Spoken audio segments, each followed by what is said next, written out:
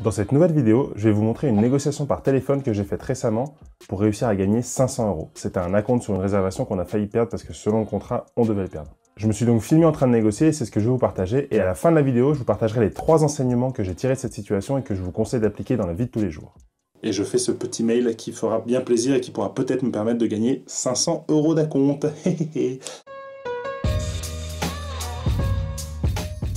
Bienvenue sur Comment négocier.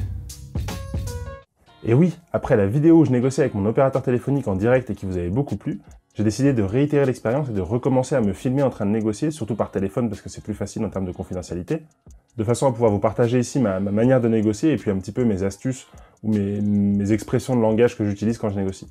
Alors, avant toute chose, je vous fais juste une toute petite parenthèse pour ceux qui veulent aller un petit peu plus loin sur la négociation et en apprendre un petit peu plus aussi sur la chaîne, sur les coulisses. Je lance un nouveau format de vidéo, alors en dehors de cette chaîne YouTube où je garde les vidéos hebdomadaires.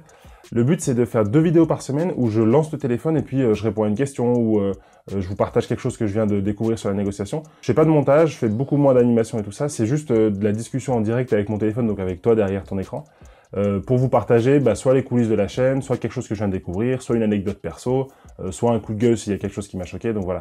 Alors je partage ça sur Facebook, sur mon profil, Frédéric Molla, je vous mets le lien dans la description, vous avez juste à regarder, c'est un profil Facebook, vous m'ajoutez, et puis vous pouvez m'écrire aussi en direct comme ça sur Facebook, c'est plus facile d'échanger que juste avec les commentaires.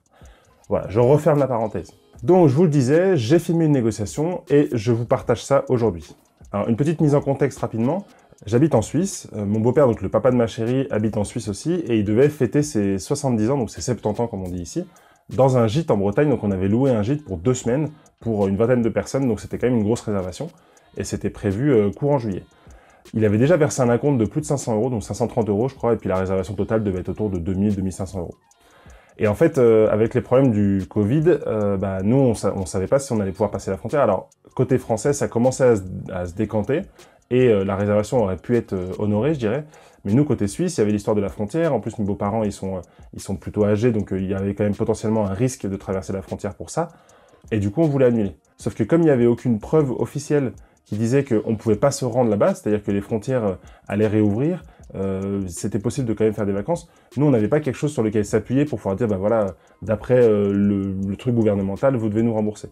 Donc on avait cet acompte, début juin, on devait verser les 1500 restants pour confirmer la réservation.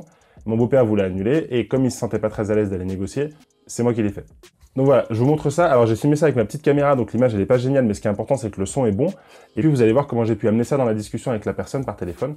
Et puis je vous retrouve juste après pour vous expliquer les 3 enseignements de cette négociation que vous pouvez utiliser dans la vie de tous les jours.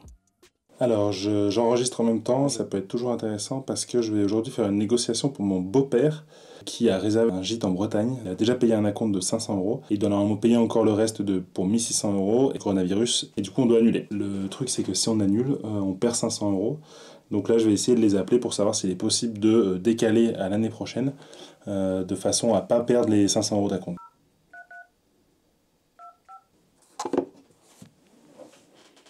Bonjour et bienvenue. Oui, bonjour madame. Je vous appelle parce que on a effectué une réservation pour vous. Je vous appelle de la part de mon beau-papa. On a réservé au nom de... Et, Vous avez le numéro du contrat? Oui, je l'ai sous les yeux. Attendez, je le trouve. Ah oui, pardon. C'est 22... Donc pour un séjour à partir du 4 juillet. Oui, du 4 au 18 juillet, voilà. Et en fait, le fait est que, j'imagine que je dois pas être la seule personne à vous appeler pour ça, mais avec, je sais pas comment ça se passe, la crise pour vous, mais nous, on est basé en Suisse, et mes beaux-parents, ils ont plus de 65 ans, donc du coup, aujourd'hui, s'imaginer le 4 juillet en Bretagne, c'est un peu compliqué. Et je sais pas encore comment se voient les frontières. C'est vrai que nous, là, il y a le Premier ministre qui intervient aujourd'hui, normalement, pour nous faire des nouvelles annonces. L'idéal, c'est de nous faire un mail. Vous auriez, parce que je sais pas, il faut que je vois avec mon responsable qui est absent aujourd'hui. Okay. Pour la clientèle étrangère, je sais pas si c'est...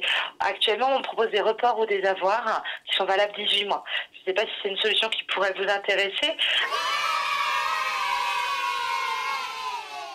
Mais il faudrait déjà nous envoyer votre demande. En fait, il faudrait nous faire votre demande par mail. Ok, moi je le fais volontiers. Je suis son beau-fils, mais du coup ce sera pas le nom de la personne qui a écrit, mais ça dérange pas, je précise. Faut bien repréciser dans votre mail, repréciser la référence du contrat, okay. Et indiquer qu'étant résident suisse, vous demandez soit un avoir, soit un report par rapport à ce séjour qui paraît difficilement réalisable. Ouais, c'est ça, bah, c'est même quasiment impossible parce que bah, là, Au j'ai niveau de la l'impression que Suisse, vous savez comment vont être fermées vos frontières, vous? bah, le truc, c'est qu'on bah, c'est un peu comme vous, on a des nouvelles un peu au compte-gouttes. Donc on Mhm. sait pas trop à quoi ça va ressembler et puis quand bien même ça peut se passer, on sait pas trop dans quelles conditions. Donc on se dit au final c'est vrai que c'est dommage de peut-être que les gens pourront pas forcément venir. C'était pour un anniversaire, c'est pour ça qu'on avait pris cette grande maison. Ils pourront pas forcément venir, donc si on les force à venir, est-ce qu'on pourra tous se rassembler? Donc c'est tout ça fait que c'est un peu compliqué et du coup je voulais juste déjà vous appeler pour savoir ce qu'il était possible de faire. Et vous faites pas du tout de remboursement du coup sur les avoirs qui ont déjà été payés? Alors sur les avoirs, si l'avoir n'a pas été consommé, à l'issue de l'avoir, donc à l'issue des 18 mois, vous serez en droit de réclamer le remboursement. D'accord, mais en fait, si on veut juste annuler la réservation tout de suite, là c'est compliqué du coup. Vous faites pas de Je sais remboursement. pas. En fait, je peux pas vous faire de réponse précise maintenant. Comme il y a l'intervention cet après-midi, que je sais pas encore ce qu'il en est des frontières, je peux pas vous répondre malheureusement précisément. Bon, moi je voulais vous appeler en fait parce que le solde à verser est à verser avant le 4 juin. Donc c'est jeudi prochain. Ce que je fais, c'est que je vous fais un mail en vous expliquant ça. Je vous mets les Si vous préférez un remboursement, sollicitez un remboursement. C'est Si c'est pas possible, on vous répondra que c'est ça ce que n'est pas j'allais qu'on dire. vous Je fait veux un dire, avoir, quoi qu'il en soit. la solution parfaite, ce serait le remboursement parce que comme ça, on est sûr qu'il y a pas, on sait pas ce qui va se passer dans un an, donc on se dit c'est peut-être le plus facile. Si ça c'est pas possible, bah on peut voir éventuellement avec un La seule report, chose, un c'est truc que comme ça. si un remboursement était autorisé, le remboursement se fait hors frais de dossier. Donc vous perdriez 17 euros. Si le remboursement, Je si voulais, c'est un avoir, il n'y a pas de perte. Il n'y a pas de retenue, on va dire. ne serait-ce que pour la gentillesse de ce coup de téléphone, je vous offre les 17 euros avec grand plaisir. Si jamais j'arrive pas à les récupérer. Oh, ça ne tient pas qu'à moi et ça n'ira pas dans ma poche, mais c'est gentil. Non mais je vais vous faire je vous fais ce mail Voilà. et puis Faites la demande si vous préférez un remboursement. Faites la demande en ce sens. Si on a un refus de notre responsable, on vous proposera par défaut peut-être un avoir. ok, et vous disiez potentiellement avoir valable de quoi, soit report, soit avoir pour 18 mois, c'est ça? C'est valable 18 mois et Ok. si l'avoir n'a pas été consommé, là vous pourrez demander de toute manière le remboursement. Ok, super. Là, il n'y a pas de doute. C'est-à-dire qu'une fois que vous avez un avoir en main, légalement, on est tenu de vous le rembourser à l'issue des 18 mois sur votre demande. Par contre, il faudra nous le solliciter si jamais il n'a pas été consommé. Ok, bah écoutez, je vous fais un petit mail dans ce Ça sens. figure sur l'avoir qu'on vous adresse de toute manière. Ok, parfait. Bah, je vous fais Voilà. un petit Bon, mail on dans ce attend sens. le mail. Et Ça juste risque d'être le cas en tout cas. par rapport le mail, je vous l'envoie à .com. C'est ça, tout à fait. Ok, super. Bah, je vous envoie ça alors. Très bien. Un grand je vous merci, remercie. madame. Au revoir. Bon après-midi. Au revoir. Globalement, j'appelais pour décaler et ce que j'ai juste fait, c'est que j'ai pas dit tout de suite, j'ai pas dit que je voulais ça. C'est que j'ai d'abord attendu de voir ce qu'elle pouvait proposer. Et du coup, c'est elle qui a dit, bah, si vous avez déjà des dates, on peut faire un report ou un avoir de 18 mois. Après, elle m'a expliqué l'avoir pouvait être remboursé. Donc ça, c'est une bonne nouvelle. Et je vais même éventuellement demander directement le remboursement si c'est possible. Comme ça, éventuellement, ça simplifiera le truc. Voilà, je sais pas ce que ça va donner comme vidéo. Moi, je vous conseille juste une chose. Quand vous avez des trucs à négocier comme ça, alors, si vous pouvez faire comme mon beau-papa, c'est-à-dire demander à quelqu'un d'autre de le faire, ça permet, quand on n'est pas très à l'aise avec la négociation, de retirer le côté émotionnel. Et si vous êtes à l'aise avec la négociation, bah, franchement, prenez votre téléphone, appelez les gens. Franchement, ça libère tellement de points de blocage, juste de s'appeler, de discuter.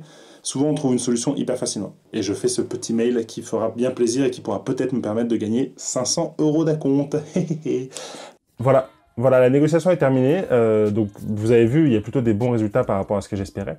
Et aujourd'hui, je voudrais vraiment vous partager 3 enseignements très importants sur la négociation que vous avez pu voir dans cette négociation par téléphone que j'ai faite. Donc, tout d'abord, numéro 1, prenez votre téléphone ou allez voir directement les gens.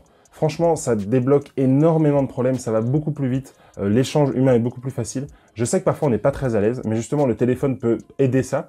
Vous pouvez vous préparer des notes devant les yeux et puis les lire, préparer des réponses aux questions que l'interlocuteur va sûrement poser, ça permet de garder de la distance. Quand vous êtes face à la personne, c'est plus dur d'avoir des notes comme ça, donc faites par téléphone au maximum. Mon beau-père voulait le faire par mail, je lui ai dit non, surtout pas. On le fait par téléphone, ça va aller beaucoup plus vite, ça nous évitera des délais de réponse, le temps que la personne lise le mail. Donc, premier enseignement, prenez votre téléphone, faites des négociations en direct. Votre téléphone ou allez physiquement voir les gens. Deuxième chose, ne dévoilez pas trop vite votre objectif. Laissez votre interlocuteur parler, posez-lui des questions et essayez de voir s'il n'y a pas possibilité d'éventuellement avoir un peu plus que ce que vous vouliez. Si j'avais trop vite dit, bah voilà, moi je veux ça, bah, elle m'aurait donné ça alors que j'aurais pu avoir ça. Donc essayez de pas trop dévoiler ce que vous voulez dès le début, laissez votre interlocuteur parler, posez des questions et essayez de voir jusqu'où il peut aller. Et c'est pareil, quand vous avez un budget pour quelque chose, ne dévoilez pas votre budget trop vite. Un exemple, si je veux faire des travaux dans ma maison et que j'ai 10 000 € de budget, si j'appelle un artisan en disant voilà, je voudrais faire ça, j'ai 10 000 €, est-ce que ça va pour vous? Il va me dire oui, et ça se trouve, lui, il arrive à le faire à 8 000. Il vaut mieux dire, ben voilà, j'ai ça, combien ça vous coûte? Négocier, et puis après, peut-être que vous arriverez en dessous des 10 000 que vous prévoyez, puis peut-être qu'avec l'écart que vous aviez en plus, vous pouvez vous faire un truc un peu plus sympa, vous faire plaisir sur quelque chose que vous n'aviez pas prévu parce que vous n'avez pas de budget. Enfin voilà, ne dévoilez pas l'objectif trop rapidement. Et le troisième enseignement que j'ai fait tout de suite après la négociation, c'est de formaliser très vite le résultat de la négociation. Quand on est par téléphone, il suffit qu'on n'ait pas parlé à la bonne personne ou que finalement elle n'avait peut-être pas le même pouvoir de décision, et puis ça peut s'oublier. Direct, vous écrivez un mail, vous écrivez voilà, on s'est mis d'accord sur ça, éventuellement vous mettez à la fin, sans retour de votre part dans les 48 heures, je considère que les points de ce mail sont justes, si vous avez des modifications, n'hésitez pas à me les apporter. Mais voilà, formalisez très très vite le résultat de la négociation pour pas que ça puisse après être remis en question. Donc maintenant c'est à votre tour, prenez votre téléphone, commencez à appeler les différents fournisseurs avec qui vous avez des contrats réguliers, et puis commencez à négocier, et puis vous allez voir, vous allez sûrement obtenir des belles choses. Et si vous ne savez pas quelles dépenses vous pouvez négocier maintenant pour pouvoir faire des économies très vite, je vous laisse aller voir cette vidéo où je parle de 3 économies à faire très rapidement, là tout de suite à la rentrée, pour pouvoir mieux préparer l'année qui va s'écouler. Allez, on se retrouve là-bas ou dimanche prochain, et d'ici là, négociez mieux et soyez audacieux. Ciao!